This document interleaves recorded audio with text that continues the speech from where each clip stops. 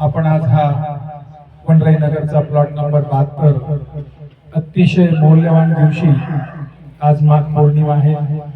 या माघ पौर्णिमेच्या दिवशी अत्यंत मौल्यहीन, अत्यंत उच्च कोटीच्या व्यक्तीच्या घरी आपण आलो आहोत. हा सुमंगल या प्रसंगी आला. तो सुमंगल असलेला हा आपला फोटो सर्वांच्या साक्षी राहील असा हा फोटो आजचा आहे. 1 फेब्रुवारी 2026 माघ पौर्णिमा. विशेष महत्त्व. हा मार्ग रसातळाला पोहोचलेल्या माणसाला उच्च कोटीकडे नेणारा तथागत बुद्धांचा विचार आहे. धम्मचर्चा व परिचय भाग 17वा.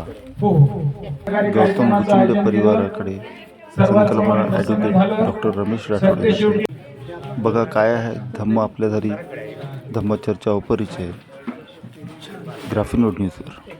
आईचा फुलाचा वर्षाव केला पाहिजे. आईवर आईच्या कृपेने सर्व काही मिळालं. हो नाही आता मी कन्फर्म करा मग काय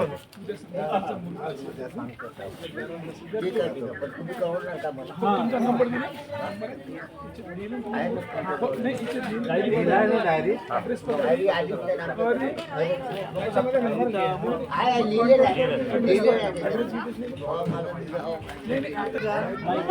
त्याच्यामध्ये फक्त माहित राहत नाही. तुम्हाला मी कॉन्टॅक्ट सांगितलं ना ते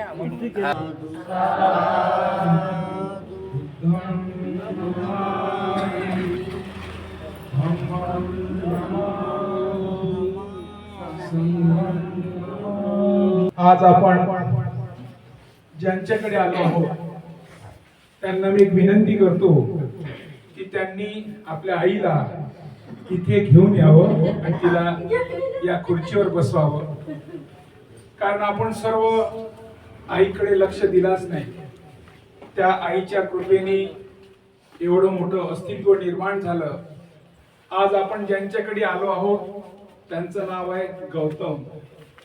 तथागतांचं जे नाव होतं, तथागताला शोभनीय नाव असलेल्या व्यक्तीच्या घरी आपण आलो आहोत. गौतमाची आई म्हातारी आहे. म्हातारी असून त्याचबरोबर ती सातत्याने बिमार असते आणि ती बिमार असलेल्या आईची सेवा करण्यासाठी दोघही भाऊ बहीण तत्पर असतात. या आईचा आशीर्वाद त्यांच्या पाठीशी आहे. आपण सर्व आज त्या आईचा आशीर्वाद घेण्यासाठी त्यांच्या दारावर आलो आहोत. आईला इथे बसवा.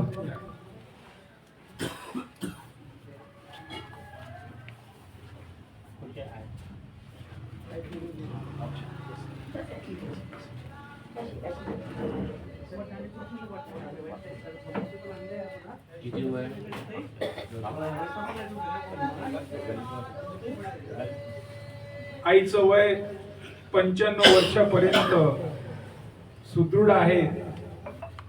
त्या आईची सेवा हे दोन त्याचे पुत्र आणि पुत्री करतात. जेव्हा मी गौतमला सांगितलं की आज हा कार्यक्रम तुमच्या घरी घ्यायचा आहे, गौतमनी कोणत्याही मनामध्ये संकोच न ठेवता ठीक आहे सर म्हणे, काही हरकत नाही. माझ्या घरी जी व्यवस्था आहे ती व्यवस्था मी करेल. मी म्हटलं काही हरकत नाही. येणारे सर्व धम्म बांधव आहेत. सर्वांना माहित आहे आपण कोणत्या अवस्थेतून आलेलो आहोत आणि आज आपली अवस्था कोणती आहे. त्यामुळे त्या अवस्थेची जाणीव असलेले सर्व धम्म बांधव या ठिकाणी कोणी कोणाचा नात्यात नाही, गोत्यात नाही, कोणी एका गावचे राहणारे नाही. या धम्मानी त्यांना जोडलं आणि धम्मानी त्यांना एकत्र आणलं. म्हणून धम्म बांधवाच्या घरी जाणं अत्यंत गरजेचं होतं. आणि आज ज्यांच्या घरी आलो तो दिवस सुद्धा अत्यंत सुमंगल दिवस आहे. कारण माघ पौर्णिमा आहे. माघ पौर्णिमेचा महत्व बुद्ध धम्माच्या तत्वज्ञानामध्ये, बुद्ध दिनचर्यांमध्ये, बुद्धांच्या जीवन काल्यांमध्ये ज्या पौर्णिमा असतात त्या पौर्णिमेपैकी ही पौर्णिमा अत्यंत महत्वाची आहे. या पौर्णिमेमध्ये तथागतांनी पौर्णिमेचे महत्व बाबासाहेबांनी सांगितलं की पौर्णिमा एक शीतल प्रकाशमय जीवन देणार असा हा दिवस आहे. म्हणून बुद्ध धम्मांमध्ये या पौर्णिमेचं अत्यंत उच्च कोटीचं महत्व आहे. म्हणून आपण 12 महिन्याच्या 12 पौर्णिमा सातत्याने पालन करीत असतो किंवा त्याला उत्सव म्हणून, कुटुंबिक कार्यक्रम म्हणून किंवा धम्माचा कार्यक्रम म्हणून आपण साजरे करत असतो. ही पौर्णिमेचा दिवस आज त्यांच्याकडे आपल्याला मिळाला. योगायोगाने आज रविवार आहे आणि आज 1 फेब्रुवारी, दरवर्षी फेब्रुवारी महिन्यामध्ये ही माघ पौर्णिमा येत असते, परंतु या वर्षी ती माघ पौर्णिमा फेब्रुवारी महिना सुरू होतानाच ती आली आहे. या माघ पौर्णिमेचा महत्व असं आहे की तथागत बुद्धांना महानिब्बाण करायचं होतं, तेव्हा तथागत आपल्या शिष्याला सांगतात की आनंद, मला महानिब्बाणला जायचंय. कारण पापी महाराज त्यांच्यावर हॅमरिंग करत होता, त्यांना सांगत होता तुम्ही वयाची 80 वर्ष पूर्ण झालीत, आता 81 वर्षामध्ये पदार्पण करत आहात, तुम्हाला जाणे आवश्यक आहे. तेव्हा तथागतांनी त्यांना वचन दिलं की मी येणार. आणि ही बातमी जेव्हा आनंदाला कळली तेव्हा आनंद तथागतांकडे विनवणी करतो, तथागत तुम्ही आता एवढ्या लवकर जाऊ नका, कारण तुमची समाजाला फार मोठी गरज आहे. परंतु तथागत म्हणतात मी माराला वचन दिलेलं आहे. तथागत जसे बोलतात तसे वागतात, म्हणून त्याला तथागत म्हणतात. मी शब्द माराला दिलेला आहे, मला जाणे आहे. म्हणून या दिवसाला तथागतांनी महानिब्बाणाला जाण्यासाठी आज त्यांनी जाहीर केलं. म्हणून या दिवसाला आपल्या बौद्ध धम्मांमध्ये महत्वाचं आहे. याच दिवशी तथागत हा महानिब्बाणाला जाणार म्हणून त्यांनी वैशालीला भेट दिली आणि वैशालीच्या लोकांना सांगितलं ही माझी शेवटची भेट आहे, यानंतर मी वैशालीला येणार नाही, कारण मी महानिब्बाणाला जात आहे. तेव्हा वैशालीतील लोक निराश झाली, नाराज झाली, तथागताला आमच्यापासून सोडून जाणार. म्हणून तो वैशालीची भेट सुद्धा तथागतांची शेवटची भेट आहे.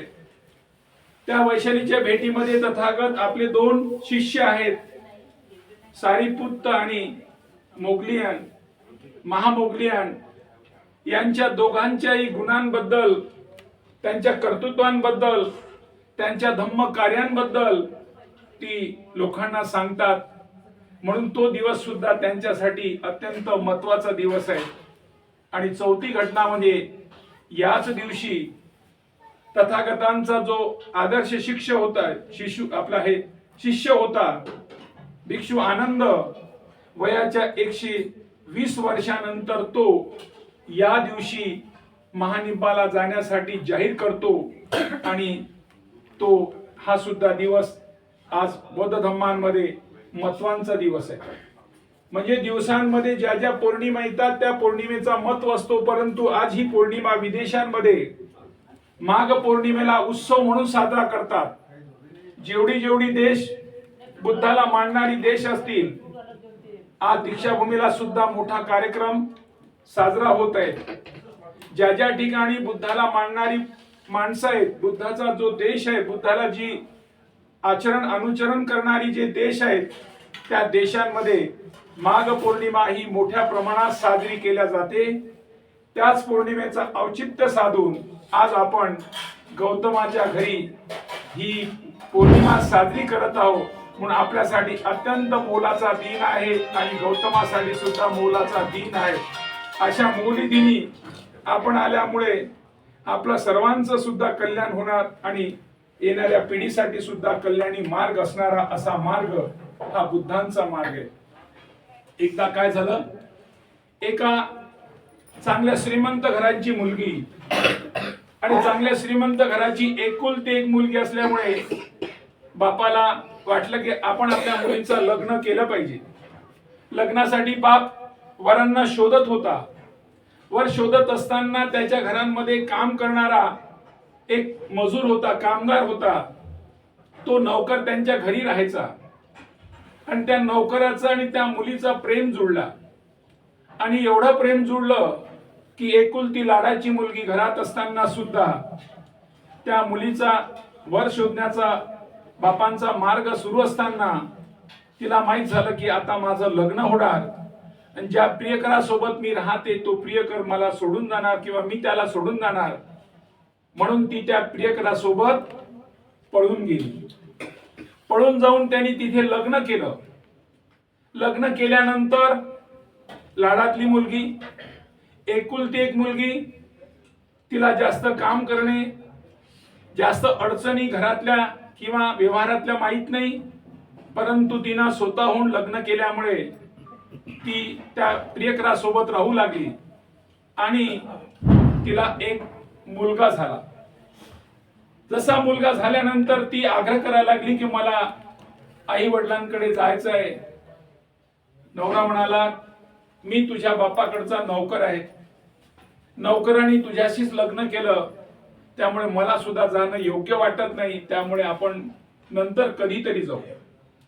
असं करता करता पुन्हा गर्भार आली आणि गर्भार आल्यानंतर आता तिने आग्रह धरला की आपण या गर्भाराच्या वेळी जो बाळ जन्माला येईल तो आपण माझ्या आईकडे साजरा करायचा. म्हणून ते दोघही ती आग्रह खातर निघाली. बायको ऐकत नाही म्हणून नवरा सुद्धा तिच्या पाठी मागे मागे आला. येताना काय झालं, ती गर्भार होती, बाळ जन्माला येणार. रस्त्यावर खूप पाणी आला, भरपूर पाणी आला आणि अशा पाण्याच्या अवस्थेमध्ये तिला प्रसूती झाली. तिथे एक बाळ जन्माला आलं. बाळ जन्माला आलं, जंगल आहे, रात्रीची वेळ आहे, पाणी आलेलं आहे, काय करावं. म्हणून ती नवऱ्याला म्हणते कुठेतरी तुम्ही एक चांगली जागा शोधा. चांगली जागा शोधण्यासाठी नवरा पुढे जातो. एका झाडाखाली तो जागा शोधतो. जागा साफ करत असताना एक मोठा साप येतो, त्याला चावतो आणि तो तिथेच मरून जातो. मेल्यानंतर ही बाळातीन असते, बाळ झालेलं असते. नवरा आतापर्यंत का आला नाही, का आला नाही, का आला नाही. सकाळी उठून मग पाहते कुठे गेला. जेव्हा शोधते तर तिचा नवरा त्या झाडाखाली मरण पावलेला दिसला.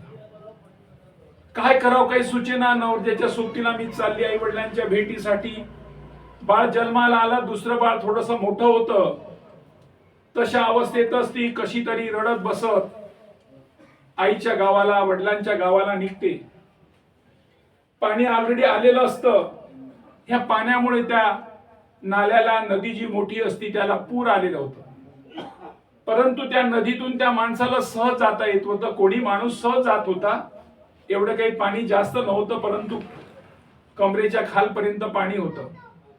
तिला वाटलं की आता 2 मुलं आहेत, त्यांना मी कशी घेऊन जाणार. म्हणून ती का करते, मोठ्या मुलांना म्हणते की तू या काठावर बसून राहा.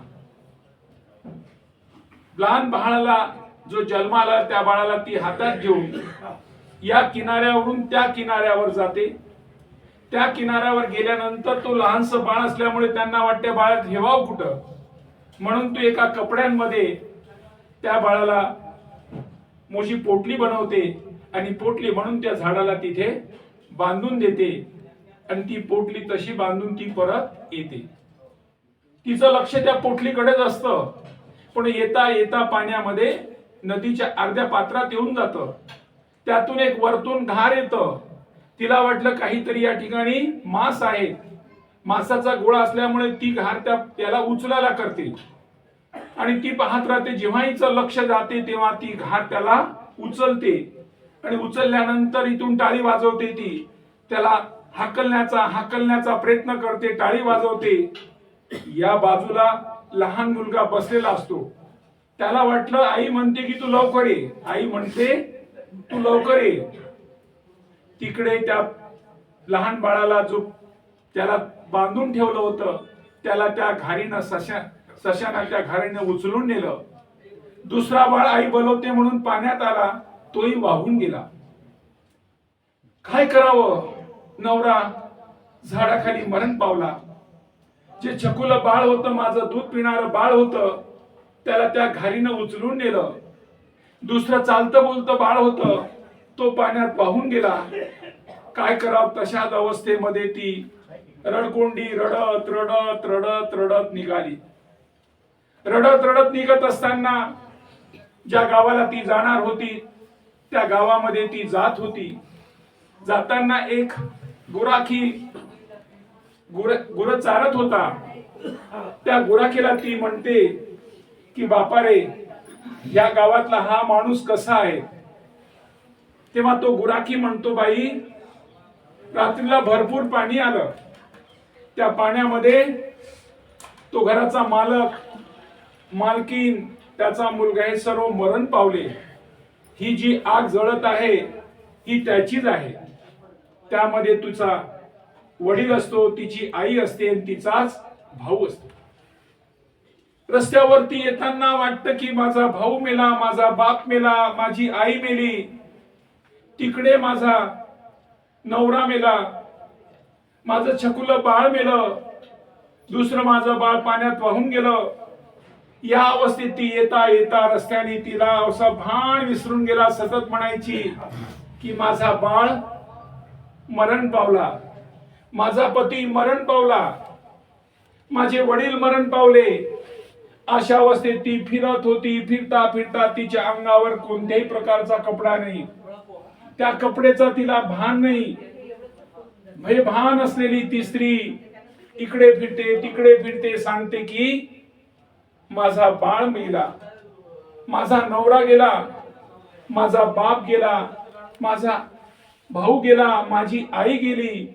अशा विक्रांत अवस्थेमध्ये ती इकडे तिकडे फिरते. अंगावर कपडे नाही, नग्न अवस्थेमध्ये ती स्त्री इकडे तिकडे जात राहते. जाता जाता सर्व लोक तिचा तिरस्कार करायचे. कोणाकडे जाताना कसं जावं, अमाप दुःख तिच्या पाठीशी. अमाप दुःख असलेली ती स्त्री तथागत बुद्धांचा धम्मदेशनेचा कार्यक्रम चालू होता. त्या धम्मदेशनेच्या कार्यक्रमामध्ये ज्या ठिकाणी धम्मदेशना चालू होती त्या ठिकाणी तिथे येऊन ती उभी राहिली. उभे राहिल्यानंतर इतर लोक तिचं हेटाळणी करत होते, तिला हाकलत होते. तथागतांनी तिला पाहिलं, येऊ द्या, तिला येऊ द्या. आल्यानंतर आपला चिवरचा जो भाग आहे तो चिवर तिच्या अंगावर टाकायला. तिच्या चिवर अंगावर टाकल्यानंतर तिच्या अवस्थेमध्ये तिला थोडीशी जाणीव झाली. तिला लज्जा वाटायला लागली. कोणीतरी, कोणत्याही व्यक्तीने मला माझ्या अंगावर कपडा टाकला. जेव्हा तथागतांची धम्मदेशना असताना तथागत म्हणतो की हा जीवन एक नाशिवंत आहे, हे अनित्य आहे. ह्या जीवनामध्ये ह्या घटना घडणारच आहेत. आता या घटना घडलेल्या घटनेला आपण पुनरावृत्त परत येऊ देणार नाही, परंतु अशी घटना घडणार नाही याची आपण काळजी घेऊ शकतो. तेव्हा तथागतांनी तिला जीवनाची पूर्ण कहाणी सांगितली. जीवन कहाणी सांगितल्यानंतर तिने अंगावर सर्व वस्त्र धारण केली आणि त्या सर्व नंतर ती एक चांगल्या प्रकारे जगविख्यात विशाखा पट्टाचारा, ज्यामध्ये भिक्षुनी पट्टाचारा ही नाव आज जगभर प्रसिद्ध झालं. त्या पट्टाचाराने जीवनाचं महत्व सांगितलं की जीवन किती महत्वाचं आहे. ज्या जीवनामध्ये अत्यंत उच्च कोटीची दुःख आलं, या दुःखाने नेस्तानाबूत झालेली स्त्री बुद्ध मार्गाने आल्यामुळे तिला अस्तित्व निर्माण झालं.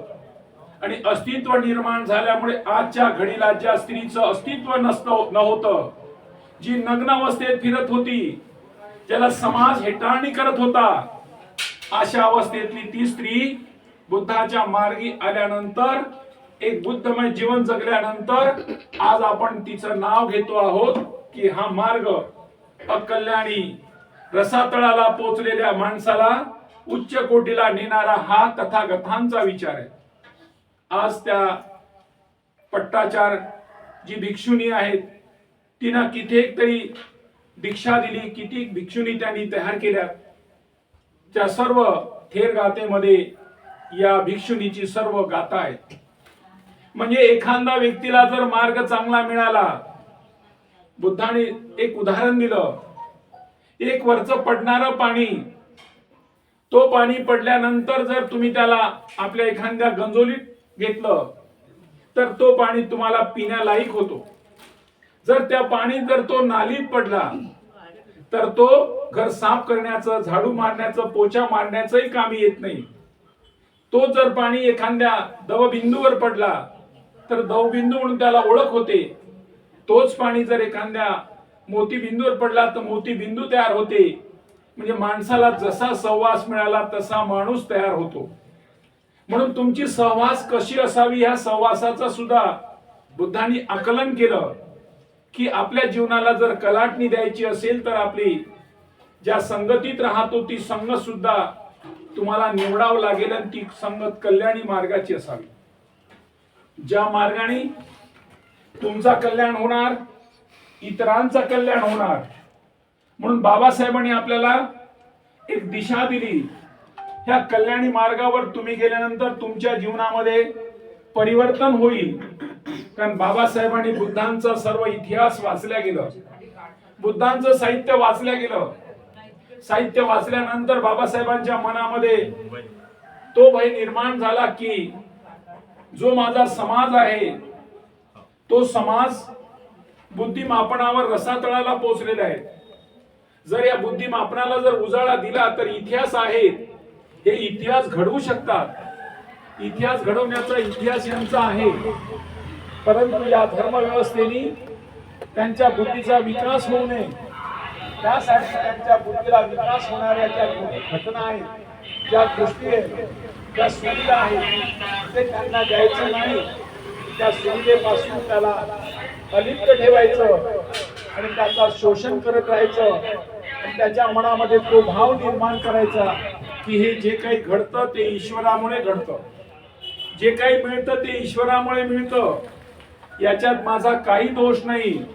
कारण हे जे काही आजचा दिवस मला मिळालेला आहे हे मागचा पाप असेल, त्या पापामुळेच मला असे जीवन मिळालं आहे असं त्याची समज होते आणि तो त्या समजुतीत राहतो. बाबासाहेबांनी दाखवून दिलं की अशी परिस्थिती या समाजांमध्ये ज्या समस्या निर्माण होतात, हे 3 प्रकारच्या समस्या असतात. एक नैसर्गिक समस्या असते, एक स्वतः कुटुंबावर ओढवलेली समस्या असते आणि एक सामाजिक समस्या असते. नैसर्गिक समस्या आपल्याला सांगून येत नाही. भूकंप झाला, सुनामी आली, भरपूर पाणी आला, यामुळे आपण वाहून जाऊ शकतो, नुकसान होऊ शकते. परंतु काही गोष्टी आपण स्वतःहून ती ओढावून घेतो. आपण माणसाशी कसं वागावं, तो जीवन जगण्याचा मार्ग मला माहीत असावं म्हणून आपल्याला 5 शील सांगितले. आपण या ठिकाणी आल्या 5 शीलाची आठवण करून दिली की मी हिंसा करणार नाही, हिंसा करून चालणार नाही, मी हिंसेसाठी कोणाला प्रवृत्त पण करणार नाही, कोणाला प्रोत्साहन देणार नाही, कोणाला चालना देणार नाही. या दुष्कृत्यामुळे माझा तर नुकसान होईलच पण त्याचा नुकसान होईल आणि त्याचा नुकसान, माझा नुकसान झाल्यामुळे या देशाचा मी घटक आहे, या देशाचा सुद्धा नुकसान होईल. या नुकसानीत माझा सहभाग राहील. म्हणून या देशाच्या कल्याणासाठी, समाजाच्या कल्याणासाठी मला त्यापासून अलिप्त राहणं गरजेचं आहे. मी कुणाची हिंसा करणार नाही. आपण तथागतांकडे सांगितलं पाणातिपाता वेरमणी शिका पदम समाधिया. त्यानंतर सांगितलं अतिन्नदाना वेरमणी शिका पदम समाधियानी. अतिन्नदाना म्हणजे जी वस्तू माझी नाही मी दान देऊ शकत नाही, जी वस्तू माझी नाही ती मी घेऊ शकत नाही. म्हणून माझी वस्तू म्हणून माझा परिश्रम झाला पाहिजे, मी श्रमण केलं पाहिजे, मी स्वतः कमवलं पाहिजे आणि कमवल्यानंतरच तुम्हाला इतरांना देता येतं. बुद्ध धम्मांमध्ये जेव्हा आपण भोजन दान करतोय, भोजन दान करणे म्हणजे बाहेरून ऑर्डर दिलेली ऑर्डर नाही चालत, बाहेरून बनवलेलं कोण नाही चालत. स्वतःला तुम्ही स्वतःच्या हाताने बनवलेलं असेल, स्वतःने बनवलेलं भोजन एकत्र करणे. 4 घराचं, 5 घराचं, 6 घराचं, जेवढे घर असतील तेवढ्या घरातील लोकांनी ते भोजन एकत्र करायचं. भाजी एकत्र, पोळी एकत्र, भात एकत्र, आणि तो सर्व वाटून खायचं, ही बुद्धांच्या भोजनदानाची कल्पना आहे आणि भोजनदानाचं कृत्य आहे. म्हणून आम्हाला माहित आहे की ते म्हणतात तुम्हाला स्वतःला श्रमण करावं लागेल, स्वतःनी प्रत्यक्ष त्या कृतीत आणावं लागेल. म्हणून मी चोरी करणार नाही, कोणाला चोरीसाठी प्रवृत्त होणार नाही. हीच कल्पना, हाच भाव भारत देशात ठेवणे गरजेचं आहे. कारण दिवसेंदिवस भ्रष्टाचार वाढतोय, दिवसेंदिवस लोकाला लुटत आहेत, भरपूर शोषण करत आहेत. कारण त्यांच्या घरांमध्ये बुद्ध नाही, बुद्ध पुरुष नाही, बुद्ध महिला नाहीत, बुद्ध आचरण नाही, बुद्ध कृती नाहीत. म्हणून हे आणण्यासाठी या धम्माची गरज आहे. म्हणून आपण नेहमी म्हणतो की धम्म जीवन जगणारी माणसं जी असतील ते जीवनामध्ये सफलता मिळवतात. घरातली आर्थिक परिस्थिती कमी जास्त असतं.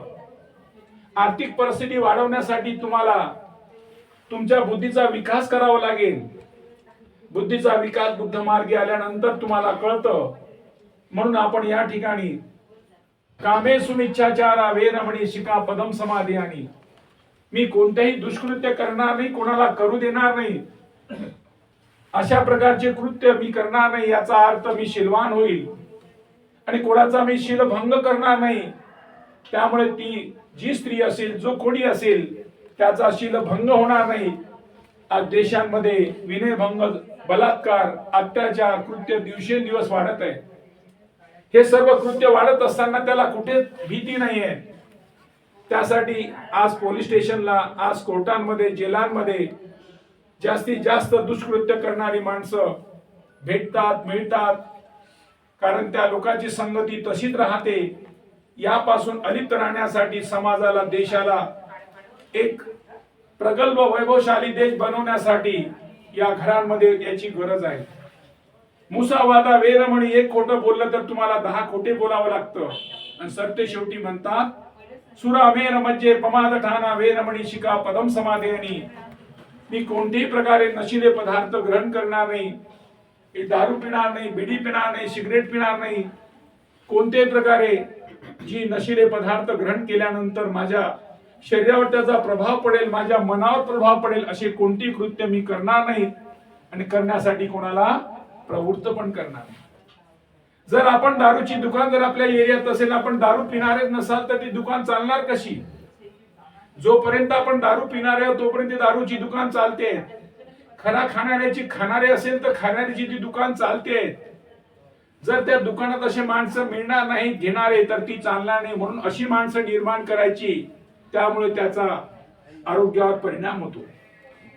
तथागत काय म्हणतात, ए इंसान तलवार के नीचे सिर रखने से मत घबरा, वो तो वीरता की निशानी है. ए इंसान आग में कूदने से मत डरो, वो तो वीरता की परीक्षा है. ए इंसान पहाड़ की चोटी से कूद पड़ने से मत डरो, तो पराक्रम की पराकाष्ठा है. लेकिन एक इंसान एक बात से सदा भयभीत रहो, वो है दारू, पाप, गरीब, अनाचार की जननी.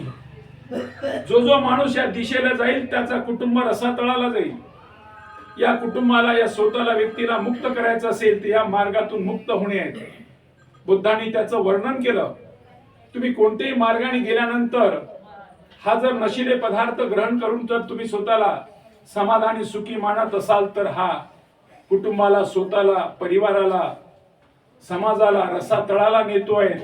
या रसातळातून मुक्त करायचं असेल याच्यापासून आपण दूर राहणं गरजेचं आहे. आज आपण ज्या हेतूने ज्यांच्याकडे आलो आहोत, फार मोठा आज चांगला दिवस आपल्याला गौतमकडे साजरा करण्याला मिळाला. दुहेरी तिहेरी योग आला की आज माघ पौर्णिमेचा दिवस आहे. आज आपली रॅली बरोबर रविवार दिवस असल्यामुळे त्या दिवशी त्यांच्या दारावर आली. त्या दारात त्या कुटुंबातील मंडळी ही धम्म पालन करणारी आहे. धम्म पालन करत असल्यामुळे जरी कुटुंबांमध्ये आर्थिकता जरी नसेल तर माणूस हा माणुसकीला शोभणार आहे. ज्या माणसाला ती माणुसकी शोभते त्या माणसाची गणना आर्थिकतेने किंवा शारीरिक कपडे घातल्याने कपड्यांनी नाही होत, त्याच्या बुद्ध का म्हणतो की माझ्याकडे एक असा भिक्षू होता, त्या भिक्षूला एकच गाता यायची, सब पाप स कर्णम कुशल सुख संपदा सचित परियोधपणम एतन बुद्धन शासन. त्याच्या पलीकडे त्याला काहीच यायचं नव्हतं, पण एकाच गाथेवर तो अरहंत पर्यंत पोहोचला. म्हणजे मला प्रामाणिक माणूस पाहिजे, खूप गाता येते, खूप जोराजोराने बोलतोय, खूप भाषण करतोय, खूप मोठ्या स्टेजवर गेल्यानंतर जोऱ्या जोऱ्याने तो सांगतोय की मी हे म्हणतो ते बरोबर आहे. तो काही धम्मधर होऊ शकत नाही. कमी बोलतोय, धम्माची हिंसा करत नाहीये, धम्म पालन करतोय, प्रामाणिक आहे, शिस्तीत राहतोय. हा धम्मधर समाजाला धम्माला जाणतोय, तो खरा धम्मधर आहे. म्हणून धम्माची व्याख्या करताना त्यांना सांगितलं की ह्यामध्ये तुम्ही जीवन जगत असताना तुमच्यावर ह्या पाळी अशा प्रकारे कृत्य तुमच्या हातून घडू नये. म्हणून या धम्म जीवन जगण्यासाठी, या धम्म मार्गी येण्यासाठी धम्म माणसं जोडणे गरजेचे आहेत. आपण सर्व आज ज्या कुटुंबाकडे आलो आहोत, हा नावातच सांगितलं की तथागत बुद्धांचं नाव असलेला गौतम आहेत. त्यांची ताई ह्या धम्मचारी आहेत, धम्माचं पालन करतात, धम्म कार्यामध्ये व्यग्र असतात. आई सुद्धा या वयांमध्ये आज 95 वर्ष झाली. 95 वर्ष झालेल्या आईचा सेवा करण्याचा मौका त्यांचा पुत्र आणि पुत्रींना मिळतो आहे. आपण सर्व जाताना या आईचा आशीर्वाद घ्यावा, आईला आपल्या शुभकामना द्याव्यात. आज आपण मंगल दिली त्यांच्या घरी आलो आहोत. या आईचा आशीर्वाद आपल्या पाठीशी असेल. आईना जे जे जे कृत्य त्याच्या जीवनात घडलेली घडामोड ही आपल्याला कळेल. आपण या ठिकाणी भिक्षुनी पट्टाचारा हिची कहाणी ऐकली. म्हणजे जी जी माणसं किसा गौतमीची कहाणी माहीत असेल, अशा कितीतरी कहाण्या आहेत ज्या रसातळाला पोचलेल्या स्त्रियांची. कारण त्या स्त्रिया आज कितीतरी वर्षापूर्वी घडलेल्या घटनेत सहभागी झाल्यात, परंतु बुद्धाचा मार्ग मिळाला आणि बुद्धाचा मार्ग मिळाल्यामुळे आज या ठिकाणी आपण सर्व त्यांच्या त्या कृत्याची आठवण करतो आहे. आणि असे कृत्य केल्यानंतर आपल्याला हा आठवणीचा दिवस राहतोय. म्हणून अशा आठवणी दिवसात आपण आज ती ठेवण्यासाठी ज्यांच्याकडे आलो आहोत, त्यामुळे आज त्यांचा परिचय करून घेणं गरजेचं आहे. म्हणून या कुटुंबातील भाऊ बहिणींना, आईंना विनंती करतो की त्यांनी आपला परिचय द्यावा. आणि आपण ज्यांच्याकडे आलो आहोत त्यामुळे आपला सुद्धा त्यांच्याशी परिचय व्हावा. माणूस आर्थिक परिस्थितीने गरीब नसतो, जो मानसिकतेने गरीब असतो. ज्या मनामध्ये मन में चंगा तो ककोटी में गंगा, जो त्या मानसिकतेचा असले तर तो आपला बदलू शकतो. दाने पर खाने वाले का नाम. आपल्या मनात इच्छा असेल, ह्या प्रत्येक सृष्टीत निर्माण झालेला जो दाना असेल तो त्याचाच असतो. त्यामुळे आपण जे काही कृत्य करतो त्यामुळे आपण कोणावर मदत करतो असं नाही. त्याचा आहार जो असेल, त्याचा जो पाणी असेल, त्याला तो पियाला मिळतोय. आज आपण गौतमाच्या घरी आलो. गौतमाच्या घरचं जे काही आपल्याला बघितलेलं आहे, तुम्हाला हे सर्व पाहून मनामध्ये आत्मीयता निर्माण झाली की एक असा माणूस सुद्धा आपल्या घरी कार्यक्रम आयोजित करू शकतो. काही लोकांच्या घरी व्यवस्था असताना ते दूर दूर घाबरतात. त्यामुळे आपल्याला उदाहरण देता येईल की बघा, ज्या गौतमाकडे मन में चंगा तो ककोटी में गंगा. तुमच्या मनात चांगले विचार असेल तर तुम्ही त्याला दिशा देऊ शकता. असा आदर्श व्यक्ती आपल्याकडे आहेत. ज्यांच्याकडे त्यांनी काम केलेलं असेल, तो इलेक्ट्रिशियनचं काम करतोय, ज्यांच्याकडे केलं असेल ते त्याची आठवणच ठेवतात, त्याचा संबंध सतत ठेवतात. आणि असा संबंध ठेवणारा व्यक्तीच्या घरी आपण आलो आहोत. मी आदरणीय गौतम बुचुंडे यांना विनंती करतो, त्यांनी आपला परिचय द्यावा आणि इतरांनी सुद्धा त्यांचा परिचय द्यावा. कारण आपण ठरवलेलं आहे की 8:30 वाजता रॅली निघणार, 9 वाजता त्यांच्या दारी जाणार आणि 9:30 पर्यंत धम्मदेशना होणार. त्यानंतर आपला त्यांचा परिचय होतील. म्हणून मी आदरणीय गौतम बुचंडे यांना विनंती करतो की त्यांनी आपला परिचय द्यावा. आई बोलते. आई, तुमचा परिचय द्या.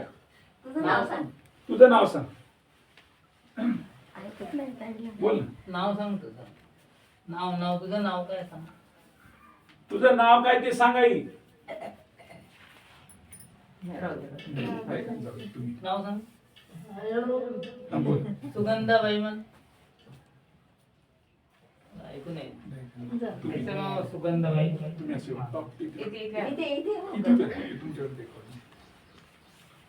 सुगंधाबाई महादेव भुचुंडे. तुमचं नाव सांग. तुमचा परिचय द्या. माझं नाव गौतम महादेव भुचुंडे. मी इलेक्ट्रिशियनचं काम करतो. माझे वडील 99 मध्ये माझे वडील मरण पावले. त्याचा आहे. आपण आता धम्मपालन गाथा घेऊन घेऊ आणि धम्मपालन गाथा घेत असताना तुम्हाला ती झाल्यानंतर आपला परिचय सर्वांनी द्यायचा आहे. त्यामुळे धम्मपालन गाथा झाल्यानंतर प्रत्येक आपण फ्री या बसा. येत आहे आपल्याला घ्यायचं आहे धम्मपालन गाथा.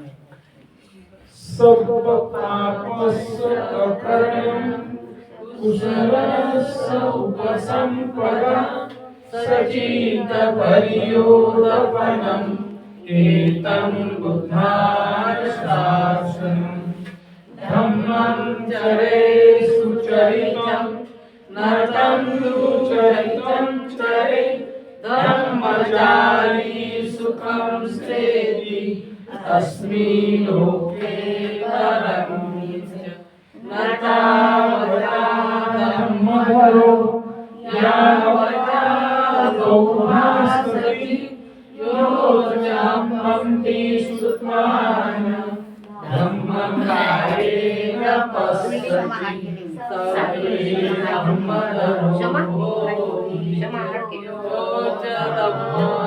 योजधम्मनभ्यमज्जति याति मे शरणं वयं बुद्धो मे शरणं वरम् एतेन सज्जवज्जेन होतु मे जय मंगलम. नत्थि मे शरणं अय्यं धम्मो मे शरणं वरम् एतेन सज्जवज्जेन होतु मे जय मंगलम. नत्थि मे शरणं अय्यं संघो मे शरणं वरम् एतेन सज्जवज्जेन होतु मे जय मंगलम. नमो बुद्धाय नमो धम्माय नमो संघाय. साधु साधु साधु.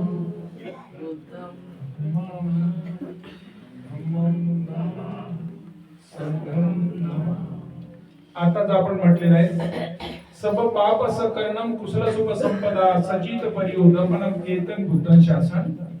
याचा मराठीत अर्थ आहे कोणतेही पापचरण न करणे, कुशल कर्माचे समर्थन करणे, स्वचित्ताची परिशुद्ध करणे हेच बुद्धांचं अनुशासन होय. धम्मचरे सुचरितं नतं दुचरितं चरे धम्मचारी सुखम सेती अस्मि लोके परं. चांगल्या प्रकारे धम्माचे आचरण करावे, दुर्वर्तनाचे आचरण करू नये. अशा प्रकारे धम्माचे आचरण करणारा इहलोकी तसेच परलोकी सुद्धा सुखपूर्वक शयन करतोय. नतावता धम्मधरो यावता बहुभासती वोच पंक्तिमन सुत्वानं धम्म कायेन पश्यति सवे धम्मधरो होती वोच धम्म नप्पमज्जति. जो पुष्कळ बोलतो म्हणून काही धम्मधर होत नाही, तर तो थोडेही जाणून त्याचे प्रत्यक्ष आचरण करतो, धम्माची हिंसाळ करत नाही, तोच खरा धम्मधर होतो. नत्थि मे शरणमय्यम बुद्धो मे शरणं वरम् एतेन सज्जवज्जेनं होतु मे जय मंगलम. मला दुसरे कोणते अनुसरण नाही, बुद्ध हेच माझे सर्वश्रेष्ठ अनुसरण होय. माझ्या या सत्य वचनाने माझे जय मंगल हो. नत्थि मे शरणमय्यम धम्मो मे शरणं वरम् एतेन सज्जवज्जेनं होतु मे जय मंगलम. मला दुसरे कोणते अनुसरण नाही, धम्म हेच माझे सर्वश्रेष्ठ अनुसरण होय. माझ्या या सत्य वचनाने माझे जय मंगल हो. नत्ति मे शरणमय्यम संगो मे शरणपरम एतेन सज्ज वज्जेम होतु मे जय मंगलम. मला दुसरे कोणते अनुसरण नाही, संघ हेच माझे सर्वश्रेष्ठ अनुसरण होईल. माझ्या या सत्य वचनाने माझे जय मंगल हो. सा सा सा. आता आपल्याला प्रत्येकाला आपापला परिचय द्यायचा आहे, कारण आपण ज्यांच्याकडे आलो त्यांचा परिचय झाला, परंतु आपण कोण आहोत आपल्याला आपल्या जागी उभे राहून आपापला परिचय द्यायचा आहे. मी advocate doctor Ramesh Rathod, OBC धम्मा दीक्षेचा प्रेसिडेंट आहे. ओबीसी धम्माकडे यावं म्हणून दरवर्षी 25 डिसेंबरला धम्म दीक्षेचा कार्यक्रम 2016 पासून करतो आहे. 2006 ला मी बौद्ध धम्माची दीक्षा घेतली. दीक्षा घेण्यापूर्वी मी बुद्ध धम्माचा अभ्यास केला. मी MA पाली आहे, MA बुद्धी स्टडी आहे, MA आंबेडकर थॉट आहे. बुद्धी स्टडी मध्ये आंबेडकर थॉट मध्ये माझं MPhil आहे. आंबेडकर थॉट मध्ये PhD आहे. मी LLB आहेत, LLM आहेत, MSW आहेत, MPhil आहे, MBA आहे आणि माझी PhD आहे. आणि आता मी डॉक्टर बाबासाहेब आंबेडकर विचारधारा नागपूर युनिव्हर्सिटीमध्ये त्या ठिकाणी CBSE वर म्हणजे क्लॉक बेसिसवर प्रोफेसर म्हणून त्या ठिकाणी शिकवतो आहे. हा सध्या त्या ठिकाणी सुद्धा धम्माचा प्रचार प्रसार करतोय. म्हणून आपण सर्वांनी हा धम्म प्रचाराला आपला योगदान द्यावा. ही